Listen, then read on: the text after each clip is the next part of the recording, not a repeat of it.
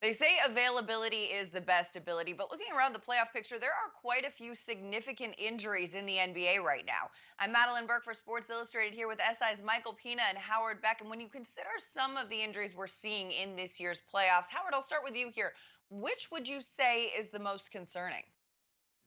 I think it has to be Joel Embiid's knee, doesn't it? I mean, no matter how small the meniscus tear is, I think they said it's a minor tear, a small tear, whatever. There's no small tear in a meniscus of a 7 foot person who is your most important player. And this was a breakthrough season for the Sixers. Embiid and Simmons seemed to be in perfect sync. Doc was pushing all the right buttons. They had the best record in the East. They're poised to actually make that championship run that has been expected of them for the last few years, and there is no replacing Joel Embiid.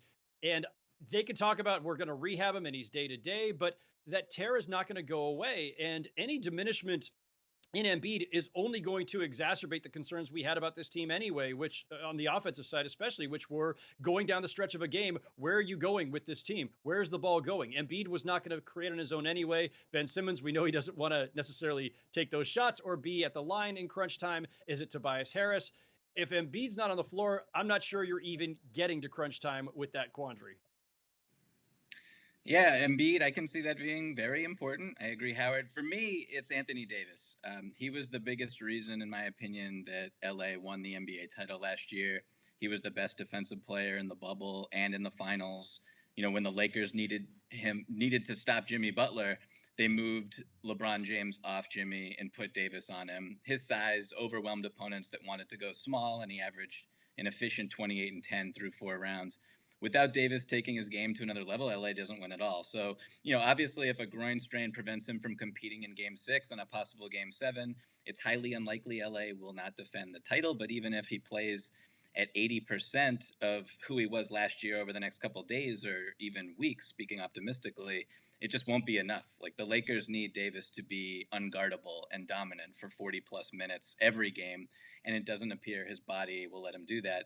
So the ramifications of this injury are humongous. The Lakers obviously entered this season with championship or bust expectations, and instead, LeBron James is probably going home in the first round.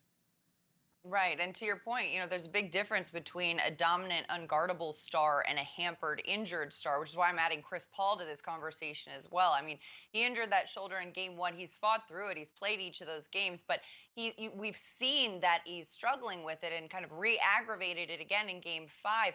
This is his 17th NBA season. So he's, 36 years old, dealing with an injury in a hard fought first round series against the Lakers.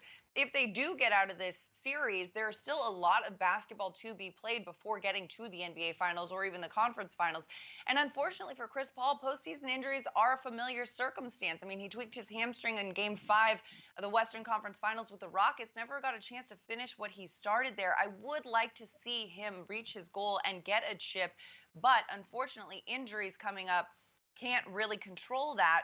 So, how healthy is he? How healthy can he stay? And how much can he play through remains to be seen and has a lot to do with how far the Suns are going to go this year.